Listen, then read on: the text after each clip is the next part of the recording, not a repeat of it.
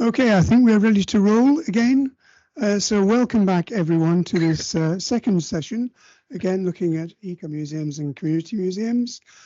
Delighted to introduce Darko Babic to you, who is the Chair of Museology at the University of Zagreb in Croatia. He's the CEO of ICOM Croatia and a board advisor to ICOM ICTOP. He's a member of the editorial boards of Heritage and Museography and Museologica Brunensia. He's the co-editor of ICOM's forthcoming book on museum management. Darko has significant experience in the implementation of museum and heritage projects, as well as running training projects. So welcome, Darko. We look forward to your talk, which is about the museums of the Croatian islands and their communities. Thank you. Thanks a lot. Just stay on that one.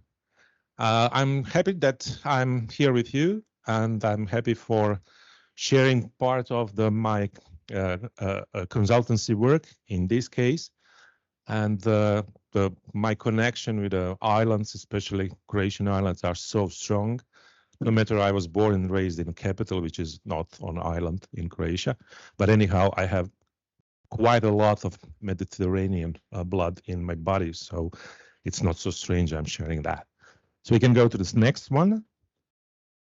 So, speaking about the eco-museums, local communities, and so on, is so quite often the story about identity.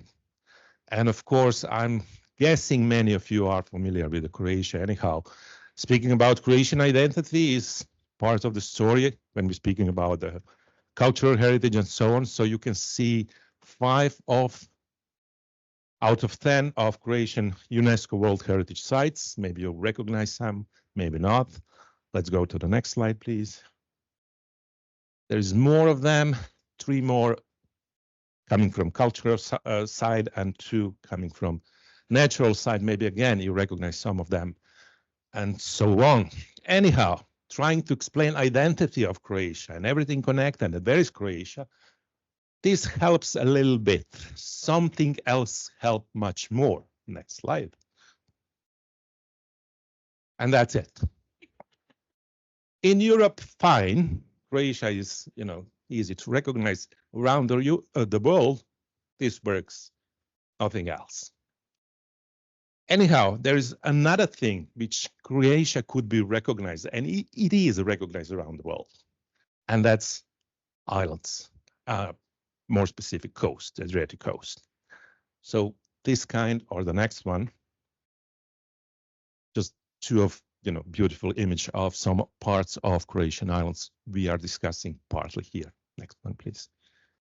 So when we are speaking about that part, you have the map of Croatia up there, and the part of the map which are showing the Croatian part of Adriatic Sea. And as you can see from north to the south, not so many, but for Croatia, quite a lot of islands. And within Adriatic, almost all islands are on the eastern Adriatic, so on that Croatian side. We can go. So some statistic, if we speak about Croatian islands, we could say there's 1,244, counting all. Geographically divided into 78 islands, which are more than 1 square kilometer. And then 525 islets and 641 cliffs and reefs. In total, looking at Croatia, islands cover about 3,259 square kilometers, which counts for almost 6% of Croatian mainland or land. The total length of Croatian sea coastline is 6,176 kilometers, of which island's coastline is almost 71%, or over 4,300, or almost 4,400 kilometers. Next one, please. So out of that 78, 50 are permanently inhabited, and that number vary because sometimes it's just one person living on an island moving to the mainland, so that it will not be 50 anymore, but 49 or 51. Living in 344 settlements, there is 12 museums. In my abstracts, I put 10. There's now 12 museums within some sort of permanent exhibition on Croatian islands. In great majority, those museums on Croatian islands are basically what we call the complex collection of, ethnography, of history, of archaeology, and so on. Usually, of course, small museums, but that's kind of the complex one, except few of them, with, of course, strong regional features. And if we look at the islands, it's one of the Cres, two on Lošinj, one on Pag, one on Murter, one on Brač, one on Vis, two on Hvar, which is quite big, and two of city of Korčula. And if you think now about the Zlarin, island of Zlarin exhibition, Zlarin is not here on the list because officially looking at those accredited museums, it's still interpretation center, so not official. I hope it will be it will become museum soon. This is the change from 10 to 12 because some of them actually in the meantime was accredited as museums. And there is, of course, many interpretation centers, including at the moment the formal status of the Coral Interpretation Center on the island of Zlarin. One which is slightly different is that Museum of Ecomuseums on island of Lošinj, which is just museum devoted to that one sculpture, and everything is about that sculpture, which was founded in 1997, and that sculpture was so important in a way that it was exhibited in Louvre, British Museum, Getty Museum, and so on. So quite important, and that Croatian Museum Council decided it will not be part of any archaeological museum, but it will be on a spot on an island of Lošinj, which I believe it's a very good decision. And then we are coming to my main topic, and that's Betina Museum of Wooden Shipbuilding. That's again slightly another museum compared to the way how the rest of them are on the Croatian islands are organized. We can go to the next one, please. So Betina, the village of Betina on the island of Murter is a very small historical village with around 800 inhabitants at the moment. And I need my slides. And there is a story, the Museum of Wooden Shipbuilding, a story about the disappearing local identity and tradition owned by small family-owned shipyards, which is more or less now saved by museum. And museum is created upon a local community, so our local initiative. So I will try to explain how actually that works. The next one, please. So historically, the first settlement on island of Murter started in 14th, 15th century, and that was connected with the Ottoman invasion and so on. And those people start to have agriculture work. They were farmers, cattle breeders, and so on. So quite soon, although it sounds maybe strange, the island become overpopulated. And the people tried to find new land, and new land more or less was looking for an archipelago in front of them, because the Murter is the first island close to the mainland. And to go to that archipelago, you need, of course, the boats. So the demand for boats was start to be a necessity. And then in records say 7040 or 7045, the Paško Filipi, the shipbuilder from the island of Korčula, which is quite south, came to the island of Murter and to Betina and start with his own shipyard. And that was beginning of tradition on the island of Murter. And that tradition was all the way to the 50s or 60s or even 70s and within the 20th century, when influence of tourism started to be more and more strong. And that new economy paradigm started to disappearing of tradition because, traditional boats, which they use, which they need, and so on, was not so necessary anymore because people start to switch to the tourism. The next one, please. So this is just one of illustration, the way of life before the strong influence of tourism.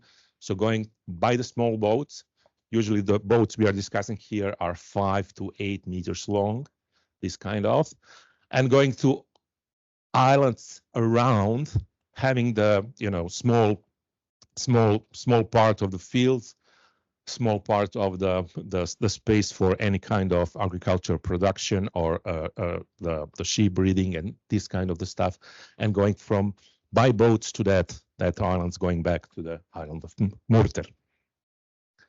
So at one point, at 2010, if we are discussing museum, but even before, there were some critical players here. And one is the Betina Gaeta. Gaeta is the name of the ship, typical ship of the island of Murter. 7040 Association, which is local NGO, started to promote that wooden shipbuilding tradition, or to care for that. But that was not enough. They'd done quite a nice work, but that was not enough. Local people, including shipbuilders, was in favor, but again, it was not enough. And then the city, well, it's not city, but anyhow, the county, let's say, council decided that, yeah, it will be kind of priority to look at that tradition and to look the way how that shipbuilding tradition could be supported. And out of selling off some, the public field, the public part of the ground, they decided that the great majority of the money will go directly into the museum. To the next slide, please. Okay, we can go back actually and show the first video. Back. So not to explain the details of museums, it's a small museum. I have a short video about that.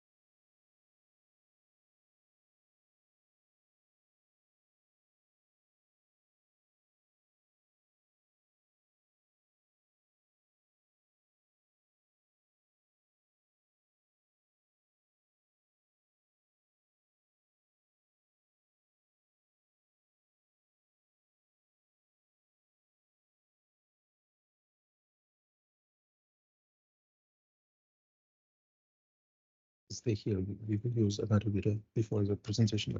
Okay, so the museum officially opened it in 2015, and it was planned. I cannot say it was planned completely together with the local community in sense of entire local community, but it was strongly planned with that association. So we are speaking about the village of 800 inhabitants. So within 800 inhabitants, everything is clear immediately. So you cannot hide something. So association was enough to say that entire community was involved. And as you just saw, it's museums which are representing the local way of life, how people lived in past, how people lived till recently, and then the majority of the space is devoted to the shipbuilding, the way of how they are doing that, especially those people which are from museums more or less 100 meters away, and which was from the beginning connected with a museum. So after the visiting or before the visiting museum, it was normal to go to the small shipyard and to have the visit there. So next one, just an illustration. Yeah, exactly. just an illustration about how local people are connected. Of course, these foremost shipbuilders or relatives.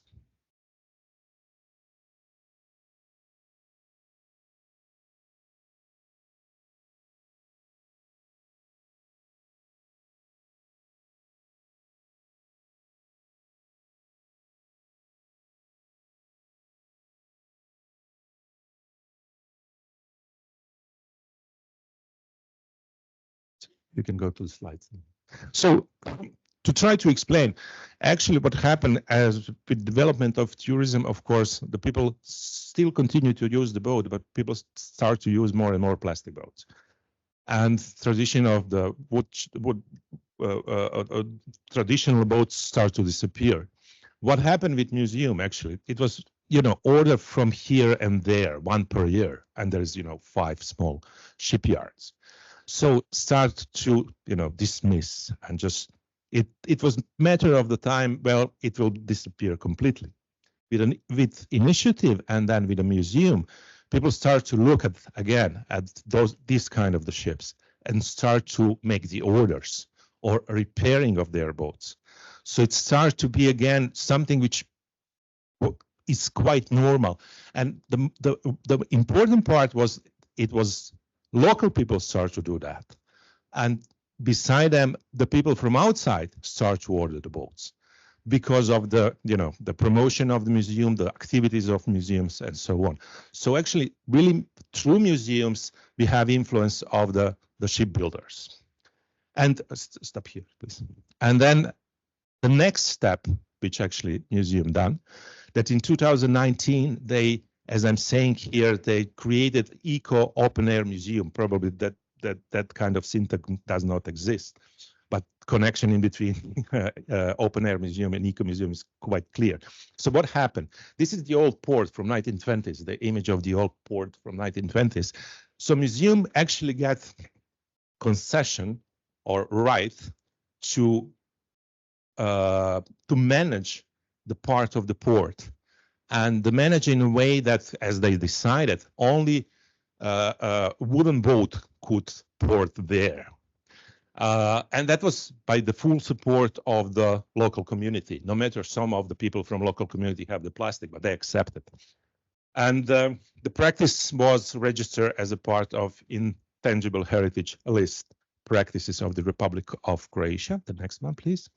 And now you can see how port looks today. So the port, that's the end of the port, the same image, the same perspective as the last image. And the boats are there and some interpretation is around. The next one, please. And when we are discussing about eco-museums, and this is this museum officially is not by the title eco-museum, but by everything what they are doing, they are eco-museum, as we are, describing that.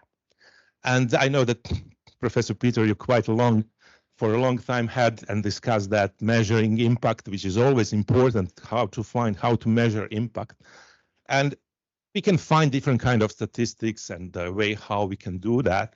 What I'm showing you here is what you can see on this image is actually the director, which appeared 10 days, 15 days, something like that on the prime time news about their own new experience and so on.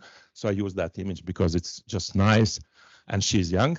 But the point is, her name is Kate or Kathy, the kind of indicator when museum created that part of the port only for the wooden boats, that some from the local community at one point ran to the museum saying, Kathy, the plastic one parked or entered. So this is for me, perfect indicator that local community is living that museum, because that someone, I don't know, was it male or female, never mind, was recognizing that plastic does not belong there. No, it's strange. It's something from, outside world, and decided to report that to director of museum. Who else could be responsible or supposed to do kind of intervention?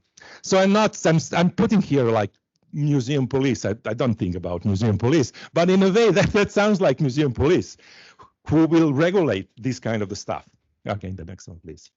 So museum was quite successful, and it received the EMEA 2080 Sileto Community Participation and Engagement Award, and in 2019 Europa Nostra Award. And I don't think that awards are so much important or so critical, but sometimes, and especially for small museums, they are quite a rewarding thing, especially to prove to somebody who actually, invested the money, so politicians in a way, no matter is small community, that it was right decision. And that is a promotion, of course. And if I remember correctly, Professor, you will correct me, the Musée de la Camargue in 1978 received the European Museum of the Year award, and it was one of museum which was completely eco-museum concept, but decided not to have eco-museum in its name. So I see some similarities, no matter Camargue is much bigger than this one. The next one.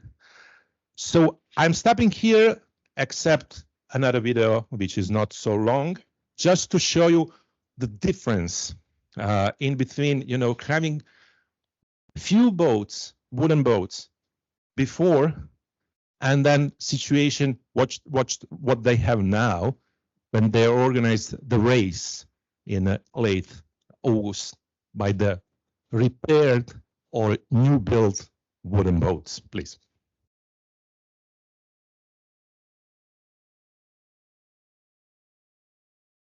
You can see the number, only in few years.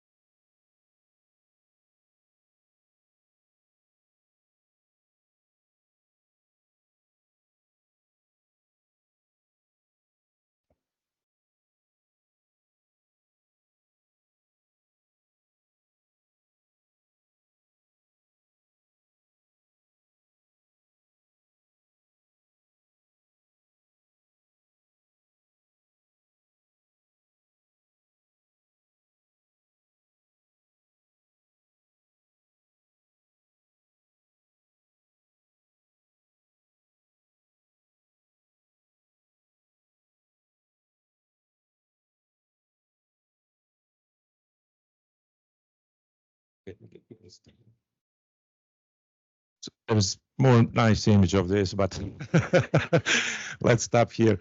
Anyhow, just to give some overview in a sense of that influence of museum, of course, they have quite a lot compared to the size, quite a lot of research, quite a lot of oral history, and all the other things connected with this kind of the heritage activities. And my connection with them was, as I said at the beginning, from the more or less from the beginning, not completely in museological planning, but as a part of advising, and I'm still in a way kind of from time to time when they need me advisor on this project. So thanks a lot. Yeah, you can applaud.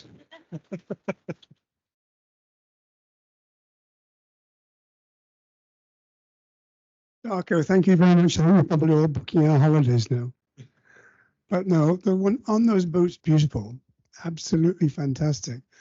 I mean, I just wondered actually when you showed I just wondered where the raw materials came from to build those wooden boats. When you showed those aerial views of the island, I didn't see any trees.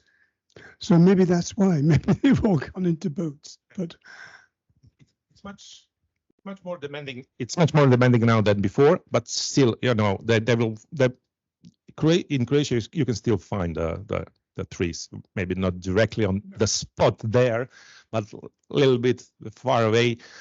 Not so far away, you can still find the good tree for that, and they have, of course, the way how they pick the tree, the type of the tree, and so on. thank you. Any more questions, please?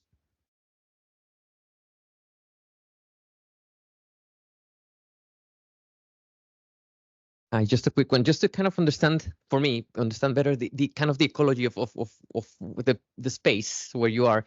So kind of, is there a correlation within the socioeconomic background of the builders or boat makers, the staff in the museum, and and the visitors in the museum?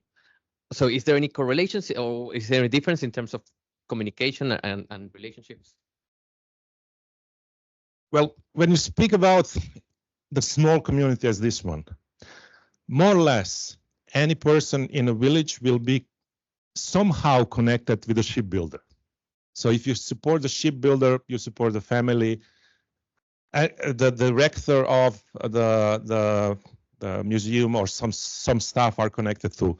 At the same time, again, small village on Croatian coast means more or less all of them are at the same time in tourism business. So it's combination of all, but it's important here that it didn't disappear completely, or it is saved by museum. Otherwise, in many other Croatian small villages, you know, fisher villages and so on, you have only apartments now. So tourism is the only way of activity, and this is not good. So in that way, here actually museum really done that job of saving when we are saying tradition, it sounds maybe like, you know, something which belongs to the past, but saving the way of life and not only monoculture way of economy. So there is that kind of connection. And the one thing which is, this island is connected by the bridge. So to be honest, compared to some others, but this museum works all year round and have the visitors all year round. And it's quite strong focus on the school kids and so on, coming, especially, of course, outside of the season, school kids coming, having the program, having activities for them and adults, but school kids are priority. So it's not quite often or very rare that some museum on Croatian islands are working all year round. This one is working all year round. Okay, thank you very much again for your,